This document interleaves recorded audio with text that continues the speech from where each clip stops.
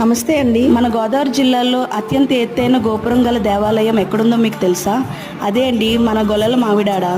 ఈ ఆలయం తూర్పుగోదావరి జిల్లాలోని ప్రసిద్ధ పుణ్యక్షేత్రాల్లో ఒకటి. ఈ ఆలయం కాకినాడకి 20 కిలోమీటర్లు, అలాగే రాజమండ్రికి 58 కిలోమీటర్ల దూరంలో ఉంది.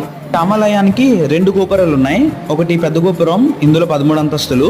2 చిన్న గోపురం, ఇందులో 8 అంతస్తులు.